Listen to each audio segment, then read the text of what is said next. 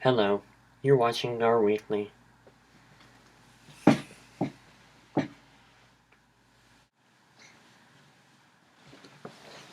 Let's try that again, shall we? Welcome to Gar Weekly.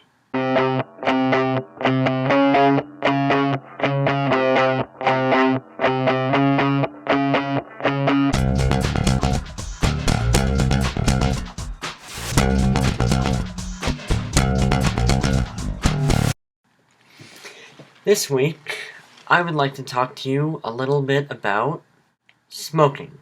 Now, you may be wondering, why do I have a cigarette? I mean, I shouldn't have these inside the house. You can't light these inside the house. But it was only 20 years ago, or maybe even just 10 years ago, that you could smoke inside houses, inside buildings, wherever you want, and no one would care. Smoking has changed a lot over time, and there are many effects of smoking as well. Tobacco smoking has become the most used recreational drug in the world. According to the National Cancer Institute, among 250 known harmful chemicals in tobacco smoke, at least 69 can cause cancer. It is absolutely frightening how much our attitude towards smoking has changed, even over the past just 30 years. When I am walking around on campus, after all these years, people are still smoking.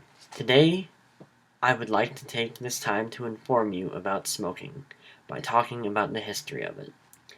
Smoking started off small, only a few rituals at first, and spread out over time.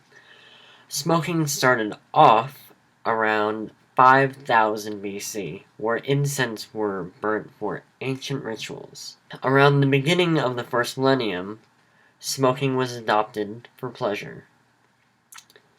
Smoking was an essential part of Muslim society. It was integrated in weddings and funerals. It was expressed in architecture, clothing, literature, and poetry.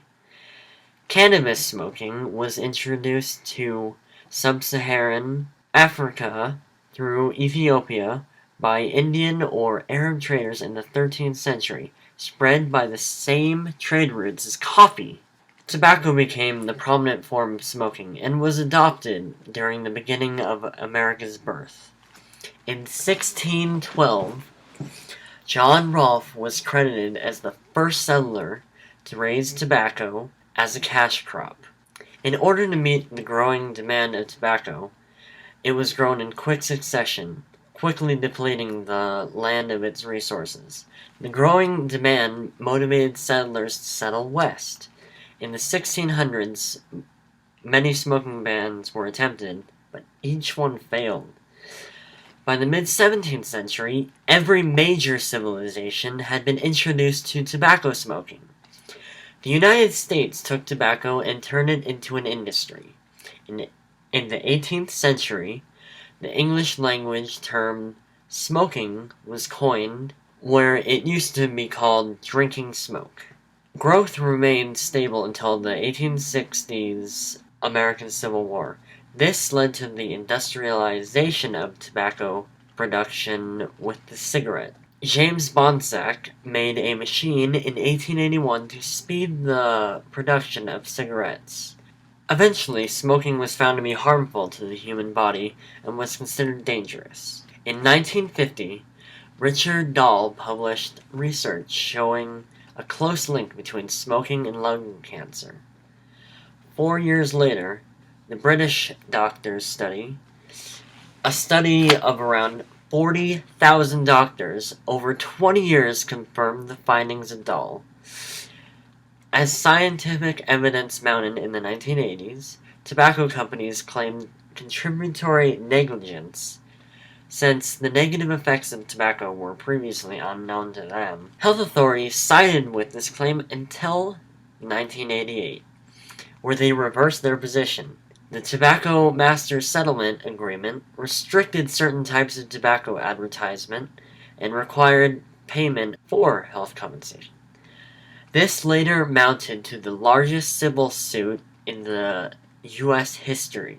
According to the CDC, from 1965 to 2006, the rates of smoking in the U.S. have went from 42% to 20.8%.